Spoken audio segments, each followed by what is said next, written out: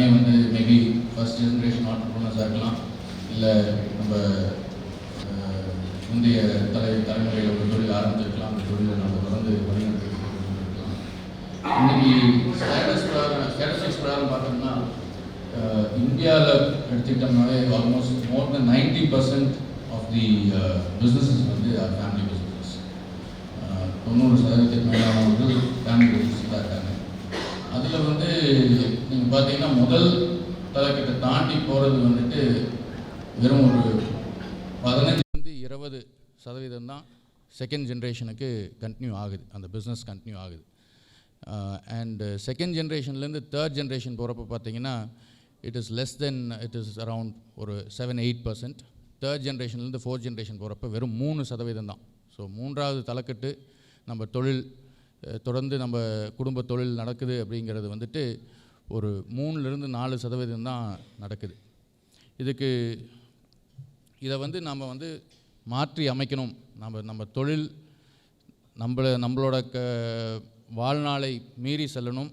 நம்மளுடைய வரும் சந்ததிகள் பல தலைக்கட்டுகளுக்கு இந்த தொழில் செல்லணும்னா நம்ம சில வழிமுறைகள் நம்ம கடைபிடித்தோம்னா கண்டிப்பாக பண்ணலாம். இன்றைக்கி வேர்ல்ட்ஸில் லாங்கஸ்ட் ஃபேமிலி பிஸ்னஸ்லாம் பார்த்திங்கன்னா ஜப்பான்லாம் ஆல்மோஸ்ட் அபவுட் 350 இயர்ஸ் மேற்பட்ட இதில் வந்துட்டு ஒரு ஃபேமிலி பிஸ்னஸ்லாம் நடக்கிற இது நம்ம பல ரிசர்ச் மூலிமா we come to understand. இதில் வந்து பார்த்திங்கன்னா இப்போ நாம் வந்துட்டு நிறையா வந்துட்டு இன்றைக்கி வெஸ்டர்ன் கல்ச்சர்ஸில் நம்ம ஈடுபட்டுக்கிறோம். இப்போ அதில் என்ன ஆகுதுன்னா அதோட இன்ஃப்ளூயன்சஸ், அதாவது நாம் வந்து முந்தி நம்ம அப்பா தாத்தா காலத்தில் எடுத்தோம்னா ஒரு குடும்பத்தில் சராசரி ஒரு 5-6 பேர், இல்லை சில குடும்பங்களில் 10 பேர் கேள்விப்பட்டோம். அது அப்படியே அடுத்த ஜென்ரேஷன் வரப்போ பாதியாக மாறிச்சு, 4 பேர் 3 பேர்னாச்சு. இப்போ இந்த ஜென்ரேஷன், அதாவது நமக்கு முன்பட்ட ஜென்ரேஷன் எடுத்தோம்னா 2 பேர்னு வந்தது. இப்போ நிறைய பேர் வந்து குழந்தைங்களே வேண்டான்னு ஆப்ட் பண்ணுற லெவலில் இருக்குது. இது வந்து it's a very dangerous situation. So அதை வந்து கண்டிப்பாக வந்து we need to overcome that. நம்ம குழந்தைகளும் சரி, நம்ம அடுத்து வர சந்ததிகளை வந்துட்டு கண்டிப்பாக we need to encourage them, give them all support to say நம்ம வந்து குறைஞ்சபட்சம் நம்ம வந்து ஒரு 4 குழந்தைகளாவது நம்ம வச்சுக்கணும் அப்படிங்கிறது. நிறைய என்ன நினைக்கிறோம்னா நம்ம சம்பாதிக்கிறது இதுக்கே சரியாக போயிடும், நம்ம வாழ்க்கையை நம்ம இது பண்ண முடியாது அந்த மாதிரி. பட் ஒரு தேச தலைவர் ஒருத்தர் இங்கே ஈரோடு வந்திருந்தப்போ அவரை நாங்கள் ஹோஸ்ட் பண்ணுற ஒரு ஆப்பர்ச்சுனிட்டி கிடச்சிது. அப்போ அவர் சொன்னார், பிரேக்ஃபாஸ்ட் சாப்பிட்டுட்டு இருக்கப்போ கேட்டார், உங்களுக்கு எத்தனை குழந்தைங்க அப்படின்னாரு. 2 குழந்தைங்க அப்படின்னோம். அப்போ என்னையும் கேட்டார், அண்ணையும் கேட்டார். அப்போ சொன்னார், ரொம்ப தப்பு, யூ ஹவ் பீன் செல்ஃபிஷ் அப்படின்னாரு. அப்புறம் அவர் அதை விளக்குறப்போ என்ன சொன்னார், அதாவது 2 குழந்தைங்க இருக்குது அப்படின்னம்னா சப்போஸ் ஒரு குழந்தைக்கு ஏதோ ஒரு அசம்பாவிதம் நடந்தது அப்படின்னா அந்த இன்னொரு குழந்தை வந்துட்டு ஒரு ஆதரவற்ற ஒரு தனக்கு சோல் சாயறதுக்கு இன்னொரு ஆள் இல்லாமல் தான் இருக்கும். நம்ம காலத்துக்கு அப்புறம் தே ஆர் அலோன் அப்படிங்கிற ஒரு இது. ஸோ அப்போ வந்து நம்ம குறைஞ்சபட்சம் வந்துட்டு நமக்கு வந்து 3 அல்லது 4 குழந்தைகள் இருக்கணும் அப்படின்னு ஒரு இது பண்ணார். ஸோ இதையெல்லாம் வச்சு பார்க்குறப்போ இப்போ அந்த மாதிரி வரப்போ சரி, இந்த 3 பேர் 4 பேர் அது ஆண் பெண் இப்படி கலந்து இருக்கலாம்.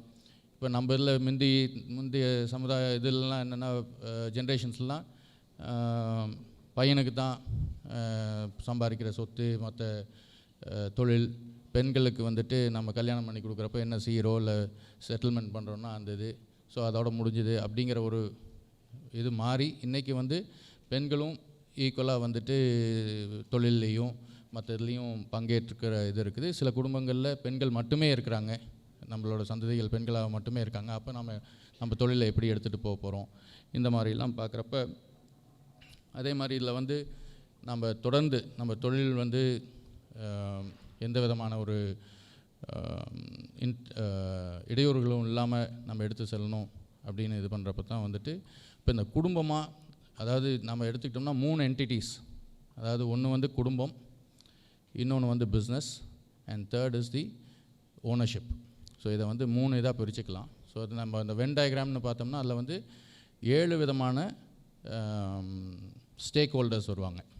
ஸோ குடும்பத்தில் இருக்கலாம், but they may not be owners. they may be beneficiaries of the business. குடும்பத்தில் இருக்கலாம், they can participate in the business but may not be owners of the business. அதே மாதிரி ஓனர்ஸாக இருக்கலாம், they may not be family மெம்பராக இல்லாமல் இருக்கலாம், இல்லை family மெம்பராக இருக்கலாம், பிஸ்னஸ்லையும் பார்ட்டிசிபேட் பண்ணலாம், பிஸ்னஸில் பார்ட்டிசிபேட் பண்ணாமல் இருக்கலாம். ஸோ இந்த மாதிரி சூழ்நிலைகளில் இந்த ஒவ்வொரு இதையும் வந்துட்டு how do we take it forward, ஒவ்வொருத்தருக்கும் நம்ம எப்படி வழிமுறைகள் நம்ம வகுக்கிறது, இந்த மாதிரி இது. ஸோ இதில் பார்த்தோம்னா இதில் முக்கிய இது என்னென்னா, நம்ம எப்படி நம்ம இந்தியன் கான்ஸ்டியூஷன் அப்படின்னு நமக்கு ஒரு கான்ஸ்டியூஷன் இருக்குதோ, அந்த மாதிரி நம்ம ஃபேமிலிக்கும் we need to have a constitution, நமக்குன்னு ஒரு கான்ஸ்டியூஷன் ஒன்று இது பண்ணணும் அப்படிங்கிறது. ஸோ அதில் என்ன ஜென்ரலாக என்ன பண்ணுவோம்னா, முதல் நம்மளுடைய வேல்யூ சிஸ்டம்ஸ் என்ன, நம்ம குடும்பம், நம்ம பாரம்பரியம், நம்மளோட வேல்யூ சிஸ்டம்ஸ் என்ன. ஸோ அந்த வேல்யூ சிஸ்டம்ஸ் வந்துட்டு டாக்குமெண்ட் பண்ணணும். ஸோ இப்போ நம்ம குடும்பத்தில் இப்போ எங்களது எடுத்துக்கிட்டிங்கன்னா, நாங்கள் வந்து அண்ணன், நான், எங்களுடைய ஸ்பௌசஸ் அண்டு அம்மா, அப்புறம் குழந்தைகள். ஸோ இப்படி இருக்கிறப்ப ஒவ்வொருத்தருக்கூடையும் நாங்கள் வந்து ஒரு கன்சல்டன்ட் ஹையர் பண்ணியிருந்தோம். ஸோ அவங்க என்ன பண்ணாங்கன்னா, அக்ராஸ் ஸ்பேன் ஆஃப் ஒரு 1.5 இயர்ஸில் வந்துட்டு ஒவ்வொருத்தருக்கூடையும் மீட் பண்ணி அவங்களுடைய எதிர்பார்ப்புகள், நம்ம குடும்பத்திலேருந்தும் சரி, நம்ம தொழிலிருந்தும் சரி, இனி வரக்கூடிய சந்ததிகளுக்கும் சரி, அவங்களுடைய எதிர்பார்ப்புகள் என்னென்ன, இதை எப்படி எடுத்து செல்லணும்னு நினைக்கிறாங்க, இந்த மாதிரி இதை வந்து ஒவ்வொருத்தரோடையும் இன்ட்ராக்ட் பண்ணி அதை டாக்குமெண்ட் பண்ணி நம்மளோட வேல்யூ சிஸ்டம்ஸ் என்ன, நம்ம ஃபேமிலிக்குன்னு இருக்கக்கூடிய common value systems and traits என்ன, இதையெல்லாம் டாக்குமெண்ட் பண்ணுறது தான் வந்துட்டு ஒரு ஃபேமிலி கான்ஸ்டியூஷன். ஸோ அந்த கான்ஸ்டியூஷனில் வந்துட்டு என்னென்ன செய்யலாம், என்ன செய்யக்கூடாது, யார் யார் எந்தெந்த விதத்தில் பங்கேற்கலாம், யாருக்கு எந்த விதமான உரிமைகள் இருக்குது, இந்த மாதிரி இதெல்லாம் வந்துட்டு இஸ் டாக்குமெண்டட்.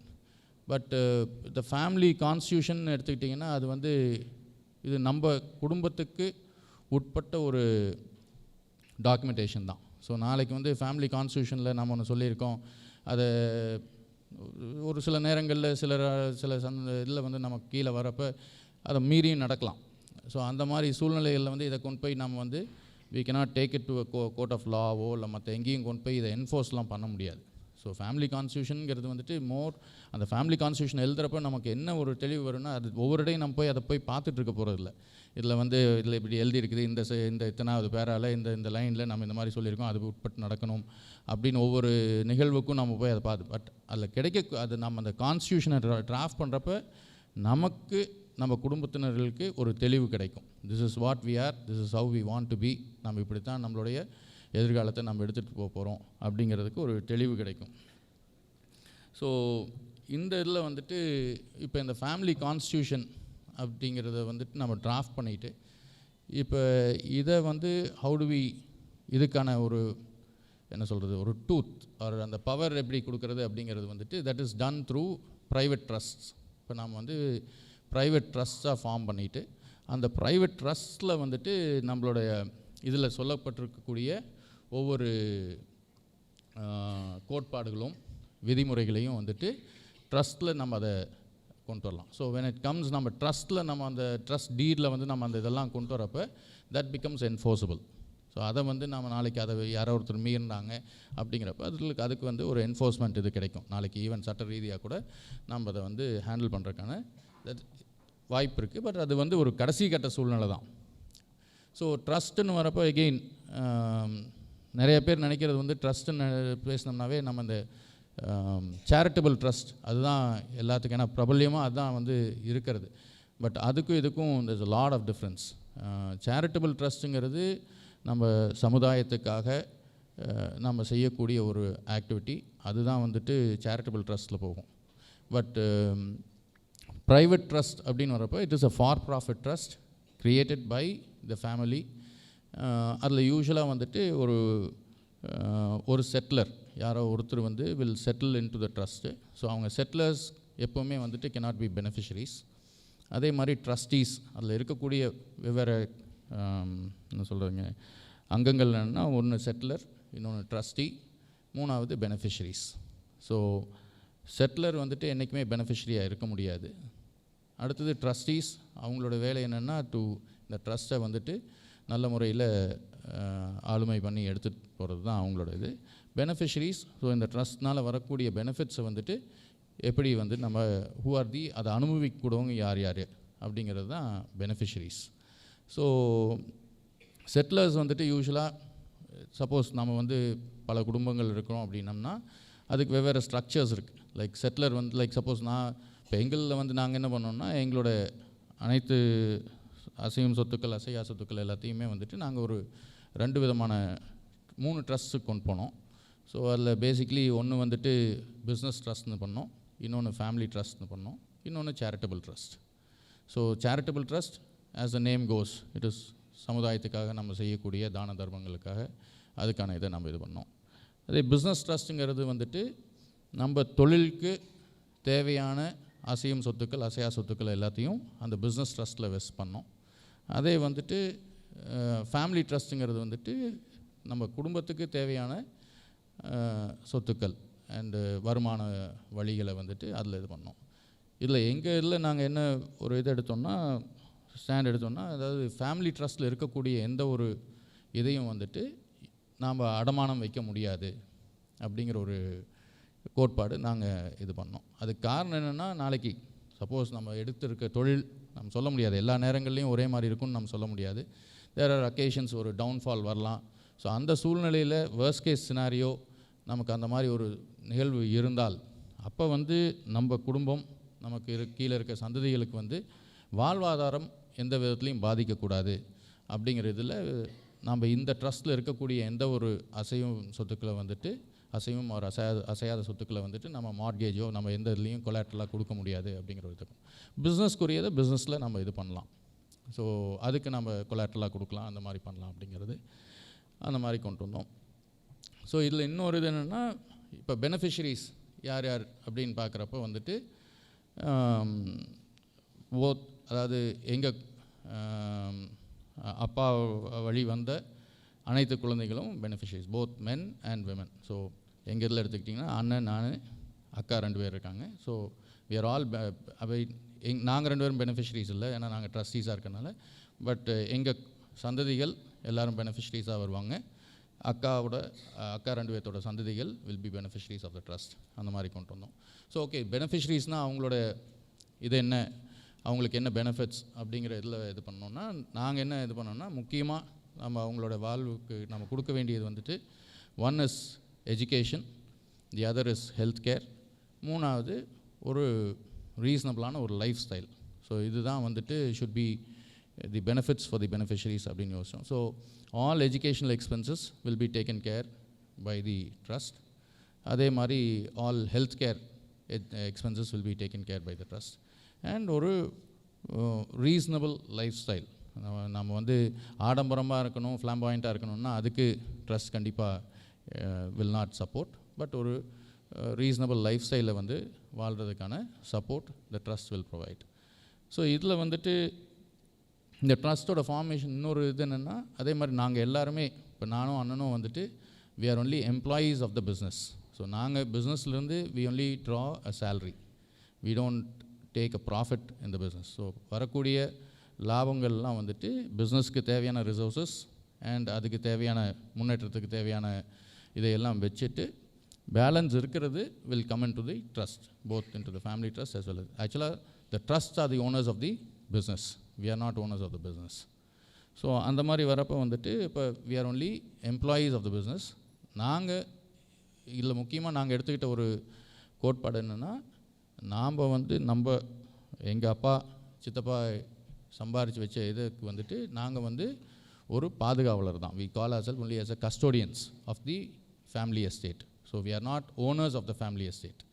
நாம் அதை பாதுகாத்து அடுத்த தலைக்கட்டுக்கு நாம் கொடுத்துட்டு அவங்க அடுத்தடுத்த இதை வந்து அடுத்தடுத்த தலைக்கட்டுக்கு கொண்டு போகிறதுக்கு அதுக்கான வழிகளை வகுத்து அதை நம்ம கொண்டு போகணும் அப்படிங்கிறது தான் எங்களோட நோக்கம். So that is what we want imbibe.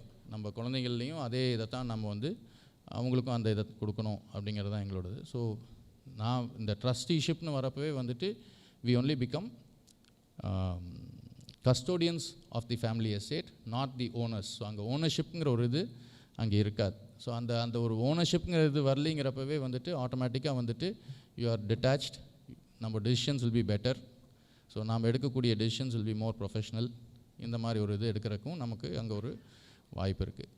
So அதே மாதிரி who gets to come into business when we talk about succession planning இந்த மாதிரிலாம் வரப்போ ஜென்ரலாக நம்ம தொழில்கள் என்ன பண்ணுவோம்னா, அடுத்து நமக்கு பையனோ பொண்ணோ இருந்தாங்கன்னா we expect and we want our children to அவங்க தான் வந்து அடுத்த இந்த நிறுவனத்தை வந்து நடத்தி செல்லணும் அப்படின்னு நம்ம நினைக்கிறோம். எல்லா நேரங்கள்லேயும் அது சாத்தியக்கூடுதலாக இருக்கிறதில்ல, for various reasons. It could be குழந்தைங்களுக்கு அதில் இன்ட்ரெஸ்ட் இல்லாமல் இருக்கலாம், அல்லது அவங்களுக்கு அதை வழிநடத்தி செல்றதுக்கான போதுமான ஆளுமை திறனோ இல்லை போதுமான சாமர்த்தியம் இல்லாமல் இருக்கலாம். எல்லோரும் not every one is born equal, எல்லோரும் அப்படி இருந்தாகணுங்கிற கட்டாயமும் இல்லை. ஸோ இந்த சூழ்நிலையில் அப்போ நம்ம இவ்வளோ நாள் எடுத்துகிட்டு வந்த தொழில், இவ்வளோ நாள் செஞ்ச இதுக்கெல்லாம் ஒரு பலன் இல்லாமல் போகக்கூடாது. அப்படிங்கிறதுல வாட் வி சே இஸ், ஒன்றா you can participate in the business, அல்லது you can be away from the business, you can still enjoy the benefits of the business. So அப்போ அந்த இடத்துல வந்துட்டு நம்ம சந்ததிகள் வந்து அந்த பிஸ்னஸில் நம்ம பார்ட்டிசிபேட் பண்ணுறதுக்கான விருப்பம் இல்லைனோ இல்லை அதுக்கு ஏற்ற தகுதி இல்லைன்னு நம்ம கருதுனோம்னா, we will have professionals employed there. So அந்த இடத்துல லைக் ஃபார் இன்ஸ்டன்ஸ் ஒரு மேனேஜிங் டைரக்டராகவோ இல்லை ஒரு சிஇஓவாவோ நமக்கு அடுத்தது எடுத்துக்கிறக்கான ஆள் இல்லை அப்படிங்கிற ஒரு சூழ்நிலை வந்ததுனால் அதுக்கு ஏற்ற professional we can hire them and we will put them there. ஏன்னா நாம் எப்படி இருந்தாலும் நாமளும் அங்கே வந்து we are only employees of that business. So அப்படி இருக்கிறப்ப இன்னொரு எம்ப்ளாயி ஒரு ப்ரொஃபஷனல் நம்மளோட நல்லா செய்யக்கூடிய நம்ம குடும்பத்தில் இருக்கிறவங்களோட பெட்டராக செய்யக்கூடியவங்க ஒருத்தங்க இருக்காங்கன்னா, in the interest of the business it is best that we go in with professional management அப்படிங்கிறது எங்களோட இது. that is how we are trying to follow. இல்லை இன்னொன்று நாங்கள் என்ன இது பண்ணோம்னா, அதே மாதிரி whenever any member of the family பிஸ்னஸில் பங்கேற்றுக்கணும் அப்படின்னு வரப்போ நாங்கள் எங்களுக்கு வச்சுக்கிட்ட விதிமுறைகள்னால், ஒன்று கண்டிப்பாக they should have graduated, post graduation preferable, and work experience of at least ஒரு 3 years in வேறு ஏதோ ஒரு ஆர்கனைசேஷனில், குறைஞ்சபட்சம் ஒரு 3 வருடமாவது வெளி நிறுவனங்களில் பணியாற்றி விட்டு வந்தாங்கன்னா அது நமக்கு ஒரு it will help our business அப்படிங்கிறதுல we took that. ஸோ அந்த மாதிரி அவங்க முடிச்சுட்டு வர காலகட்டங்கள்லேயும் இப்போ நாங்கள் என்ன இது பண்ணியிருக்கோம்னா, that we will only take them as probably they will join in at the lower management level. அங்கேருந்து they will grow up. So it's not just நேராக வந்தோடனே மேலே எம்டி சேரில் உட்கார வச்சுக்கிட்டு we do that. ஏன்னா they had to go through that cycle. நம்ம ஆர்கனைசேஷனுக்குன்னு சில கலாச்சாரங்கள் இருக்கும், சில பழக்க வழக்கங்கள் இருக்கும், சில அதையெல்லாம் they have to go through it. Only difference is they will have an accelerated growth. இவங்களுக்கும் ஒரு ரெகுலர் எம்ப்ளாயிக்கும் என்ன அங்கே ஒரு வித்தியாசம் வரும்னா, ஒரு ரெகுலராக ஒரு எம்ப்ளாயி வந்துட்டு ஒரு ஒரு ஒரு ஒரு இடத்துல இருந்து இன்னொரு ஒரு ரீசனபிள் பொசிஷனுக்கு வரதுக்கு வந்து ஒரு 5 வருஷம் ஆகும்னா, இவங்களுக்கு வந்து we call it as an accelerated growth. So they will be able to do that in about 1 to 1.5 years. They will reach that position. That will be the only difference, but they will have exposure to all. இது வந்து நாங்கள் வந்து எங்கேயோ நாங்கள் தனிப்பட்ட முறையில் யோசிச்சு இந்த இதுக்கு வரல, நிறையா பெரிய நிறுவனங்கள் வந்துட்டு அதை தான் செஞ்சுருக்காங்க. இஃப் யூ டேக் நம்ம லாஸ்ட் வீக் இப்போ தமிழ்நாடு ஸ்டேட் சேர்மன்கிட்ட பேசிகிட்டு இருந்தேன், சிஐ ஸ்டேட் சேர்மன்ட்டு பேசுகிறேன், ஸ்ரீவத்ஸ்ராமன்ட்டு. இப்போ he's a current managing director of Wheels India. பேசிகிட்டு இருக்கப்போ அவர் சொன்னார், நான் நாமக்கல் ஈரோடெலாம் வந்து ரொம்ப நாள் நான் இருந்திருக்கேன். That was my first assignment as sales manager. நான் முதல்ல அந்த ஏரியாவை தான் எனக்கு டெப்யூட் பண்ணாங்க. இன்றைக்கி அவர் current MD of Wheels India. But அவங்கள முதல் டெப்யூட் பண்ணது ஆஸ் சேல்ஸ் மேனேஜராக இந்த மாதிரி இடங்களில் தான் டெப்யூட் பண்ணி, ஸோ படிப்படியாக they get to grow and understand how the organization works and come to that level. So அந்த ஒரு அதனால் that is how we have இதுங்க. இதில் இன்னொரு இது என்னென்னா, இனி உங்களுக்கு எத்தனை பேர்த்துக்கு இதை பற்றி கேள்விப்பட்டிருக்கீங்கன்னு தெரியல. கிட்டத்தட்ட ஒரு 4-5 ஆண்டுகளாகவே வந்துட்டு there has been ஒரு இன்ஃபர்மேஷன் தட் இன்ஹெரிட்டன்ஸ் டேக்ஸ் அப்படின்னு ஒன்று வர்றதுக்கான வாய்ப்பு இருக்குது அப்படின்னு. நிறைய மேலை நாடுகளில் வந்து இது பயன்பாட்டில் இருக்குது. அதாவது நாம் சம்பாதிச்ச சொத்தை வந்து நம்மளுடைய சந்ததிகள் அனுபவிக்கணும்னா, ஐ திங்க் இன்றைக்கி யூஎஸ் யூகேலாம் வந்து யூகேல எனக்கு நல்லா தெரியும், we have to pay 40% of the value of the asset. So நம்மளுடைய சொத்துக்கள் வந்து ஒரு 1 கோடி ரூபாய்க்கான சொத்து, நம்ம சொத்தை வந்து நம்மளுடைய குழந்தைகள் அனுபவிக்கணும்னா அவங்க முதல் 40 லட்ச ரூபா டேக்ஸை கட்டிட்டு தான் அந்த சொத்தையை அவங்க இன்ஹெரிட் பண்ண முடியும். ஸோ இது வந்து இந்தியாவில் வரதுக்கான வாய்ப்புகள் நிறையா இருக்குது அப்படின்னு கிட்டத்தட்ட ஒரு 4-5 வருஷமாகவே this is been going on. இது எத்தனை பேர்த்துக்கு இதை பற்றி தெரியும் தெரியல. But there is a possibility that inheritance tax can come in. So இந்த சூழ்நிலைக்காகவும் இப்போ நாம் அதிலிருந்து நம்மளோட இதை இது பண்ணிக்கணும் அப்படின்னு பார்த்தோம்னா அங்கேயும் வந்துட்டு இந்த ட்ரஸ்ட் வில் ஹெல்ப். ஏன்னா when it comes to ட்ரஸ்ட்னு வரப்போ வந்துட்டு we are only going to be beneficiaries. So அங்கே வந்து there is no question of inheritance. நம்ம யாரும் வந்து அதை ஹேர்ஷிப்புங்கிற கேள்வியே அங்கே வராது. ஸோ அதனாலையும் வந்துட்டு நமக்கு டேக்ஸ் பிளானிங் இந்த மாதிரி ஆங்கிள்லேயும் வந்துட்டு நாம் இந்த மாதிரி ட்ரஸ்ட் ஸ்ட்ரக்சர்ஸ் போய்க்கிறது வந்துட்டு will always be beneficial. So இந்த inheritance tax is something that we have to be conscious about. தெரியல, இஃப் நாட் அடுத்த டேர்மில் இல்லைன்னா இன்னொரு டேர்மில் ஏதோ ஒன்றில் வரதுக்கான ஏற்கனவே இருந்திருக்கு நம்ம நாட்டில். ஐ திங்க் சம்வேர் இந்த 80s என்னமோ அந்த மாதிரி ஒரு டில் அபவுட் ஏதோ ஒரு வருஷத்து வரைக்கும் அது ப்ராக்டிஸ் பண்ணிகிட்டு இருந்திருக்காங்க. அப்புறம் தான் அதை ட்ராப் பண்ணியிருக்காங்க. ஸோ அதனால் தேர் இஸ் எவ்ரி பாசிபிலிட்டி அது வரலாம் அப்படிங்கிறதுக்கான இதுவும் ஒரு இது இருக்குது. இன்னொரு முக்கியமானது என்னென்னா, நிறையா ஃபேமிலிஸில் நீங்கள் பார்த்துருப்பீங்க, தொழிலில் இருக்கவங்க நிறைய நேரங்கள் நம்ம என்ன நினச்சிக்கிறோன்னா நம்ம லைஃப் வந்துட்டு இஸ் பர்பச்சுவல், நமக்கு நம்ம காலம் இன்னும் இருக்குது அப்படிங்கிறது we take it for granted. So we don't prepare for the eventuality. நாளைக்கு காலையில் நம்ம இருப்போமா இருக்க மாட்டோமாங்கிற ஒரு இவென்ச்சுவாலிட்டிக்கு நம்ம ப்ரிப்பேர் பண்ணுறதில்ல. ஸோ இங்கே இந்த அரங்கத்தில் எத்தனை பேர் உயில் எழுதியிருக்கீங்க?